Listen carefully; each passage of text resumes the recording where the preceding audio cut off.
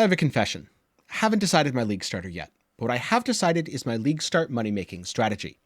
Today, I'm going to be going over what I plan to do when I get into early maps, probably before I fully push into reds, although early reds are definitely included here. It's going to involve several mechanics that I like doing and are known to be profitable early on, starting with essence. The reason I like farming essence is because I'm a crafter, and having more essences available means I can do a lot of things that A, let me upgrade my gear, or B, make me money early on.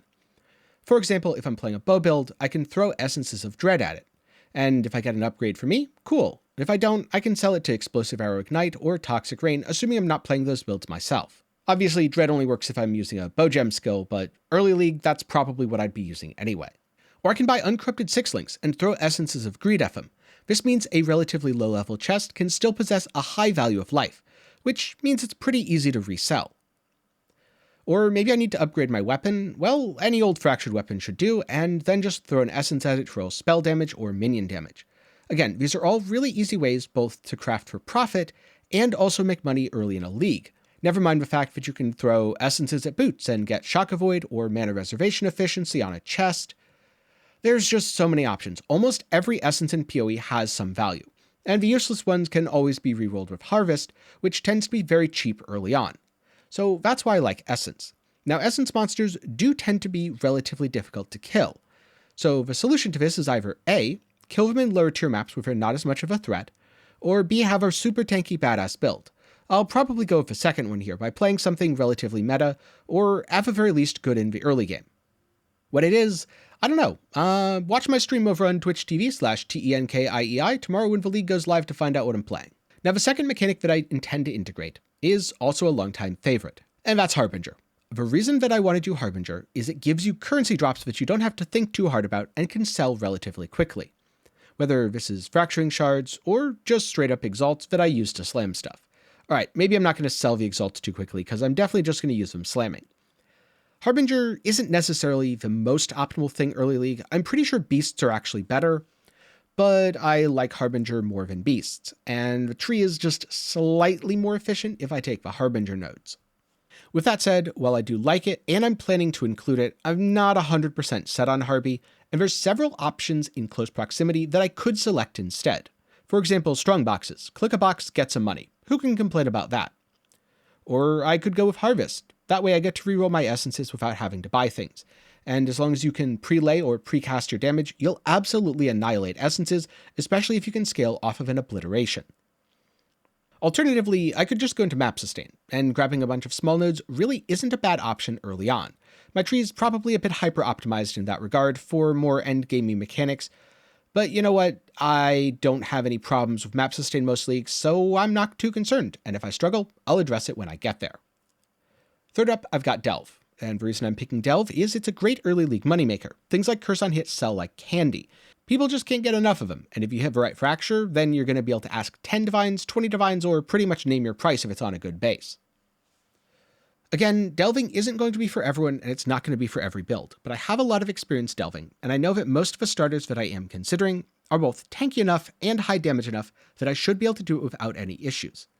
As a note, if you want to know more about how to run either Essence or Delve effectively, I'll link to full guides down below that I've written to optimize for those mechanics. They're not specifically written for early game, but luckily they should apply at all stages, early, mid, and even late.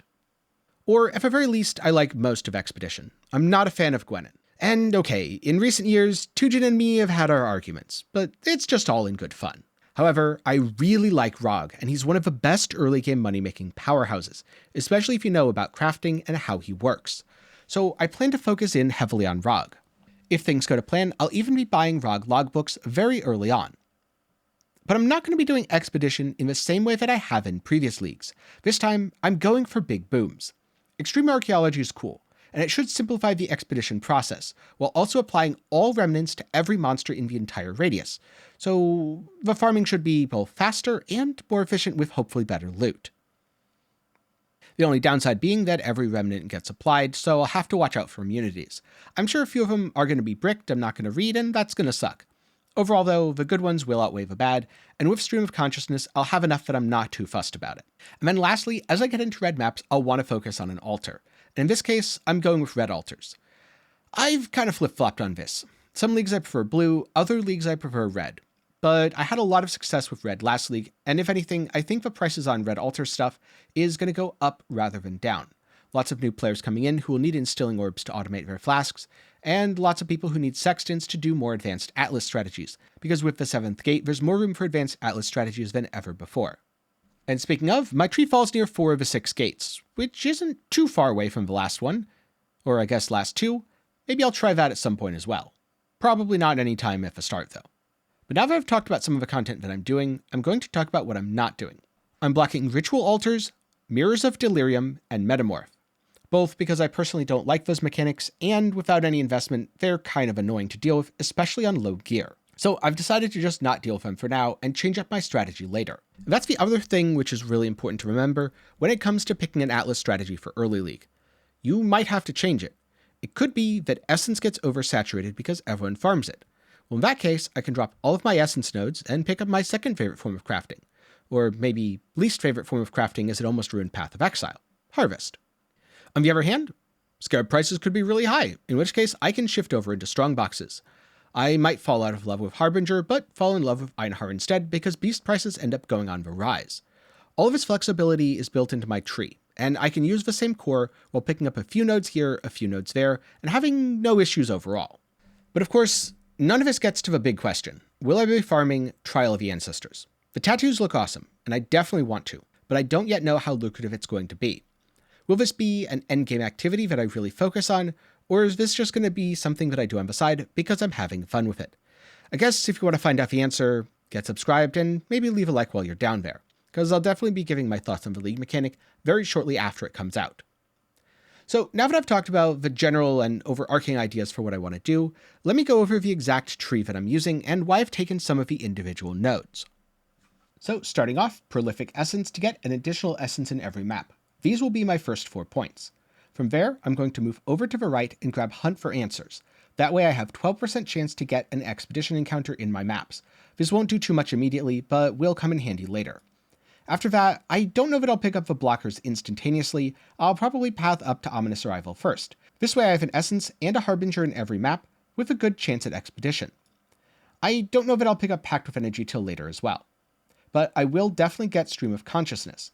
Maps cannot be modified by fragments other than Divine Vessels, which I won't be using anyway, but 50% more base chance to contain extra content. This is when I want to start putting in the blockers. Get rid of the things that I don't want so everything else shows up more. At the same time, I'll be grabbing Extreme Archaeology and filling out at least part of this wheel. I haven't 100% decided if I'm going over to Distinguished Demolitionist. I definitely want the chance nodes though. So I might as well click it. After all, it is a little bit more explosive radius. After the expedition nodes, I'm going to rush up this way and go over to Amplified Energies, because I feel like Amplified Energies is going to be pretty darn valuable in the early game. From there, I'll take Crystal Resonance. That way I get all the essences duplicated as well. Now on this tree, you'll notice that I don't have Crystal Lattice, because a 15% chance for 3 additional essences is pretty good, but also adds a massive spike in difficulty, and until you're ready to start reliably corrupting things, not much reward. So I decided to pass on it at least for the first iteration of this tree, though I have plenty of points that I could drop to make room for it. Now after taking Crystal Resonance, I'm probably going to double back and grab Buried Knowledge. This way, I've filled out a couple of Delve nodes, but not much. The Expedition wheel over here, the one Harbinger, the Essence and Expedition down here, and everything I need to really effectively farm Essence.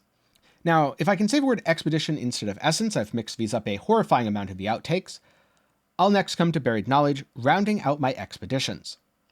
And last but not least, I'll probably start taking the Harbinger nodes as I approach red maps. This would be things like First Wave and Unspeakable Offensive, but once I hit red maps and unlock altars, I'm jumping over there. After I jump over there, I'll take the Eldritch Gateway over and get a noble quest along with Rather Not. Truly completing the expedition experience, albeit just a little late. And then I'll treat the Delve nodes as icing on the cake, starting with Sulfide Infusion, then moving down to mining byproducts, and last but not least finishing up with Pact with Energy. I could even take the nodes over here for Mad Devotion at this point, respeccing just a little bit and moving my points around. Puts me at 101 instead of 100, but does go through valuable things. And so that's my rough plan. If I think essences are lacking, I'll spend the points to come down here for Crystalline Lattice, maybe dropping Sulfide Infusion when I do, And if I feel like any of these mechanics aren't working out, or a different mechanic is more lucrative, then I'll reassess the situation as I get to it, and come back to that in the future. Now, I know a lot of people make their early Atlas with a progression focus using Wandering Path to rush towards tier 16s as quickly as possible. But my plan is to craft and to ROG. Halfway through, I might go, well, I'm in early reds, I might as well swap over to logbooks and not actually do maps for a while. That's happened for a horrifying number of recent leagues. So I'm not particularly worried about focusing in on rushing through my Atlas. And if I did focus in on rushing my Atlas, I'd probably have to respec it at some point or another anyway, when I'm swapping to things that are off the Atlas. After all, think about the money making that I've talked about. Expedition gets a lot of value from logbooks, which are off the Atlas, so my tree doesn't really matter for that. My tree just matters for getting me to the point where I can do the logbooks on my own. And Delve is off the Atlas as well. The tree doesn't matter for that. Technically, I don't need any of the Delve nodes. I might as well get Azerite while clicking Sulfite, and I might as well get Sulfite for completing my maps. I even might as well squeeze in some damage and defenses for clicking Sulfite within my maps. But I don't have to. And so ultimately, I'm going to pick things that are good in the really early game, because by the time I get to the mid-early game, I'm probably going to be a happy crafter that's off the Atlas, especially if Trial of the Ancestors is good. But that leaves the question, what's my league starter? And to be completely honest with you, I don't know the answer. Ask me again in a few hours when I'm live over at twitch.tv/TENKIEI. Because that's where I'm going to be streaming my league start experience and going through the early game, hopefully getting to maps pretty quickly in a relatively painless manner, and getting into some trials, because I'm very excited to tattoo my skill trait. Now, if you want to make an Atlas passive tree for your league start plan, you can find the tool that I used over at MaxwellGG, or if you want the exact tree that I made, it'll be in my Discord. React to give yourself both the community and notification role, and then you should be able to go to the build link channel and find it. I know it's build link channel, maybe I should change it to link archive, but that's where it's going to be. With that said, I'm curious, what are some of your favorite league start strategies or mechanics that you farm in the early league?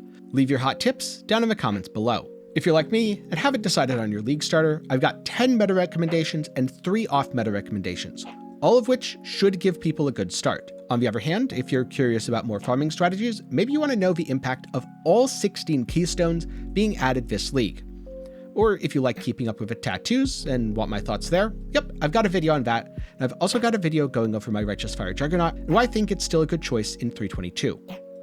And if you've watched all of those already, maybe go for a recommendation that's on screen right now. With that said, thank you for watching, and a special thanks to my patrons and channel members for the continued support. And that's all from me today.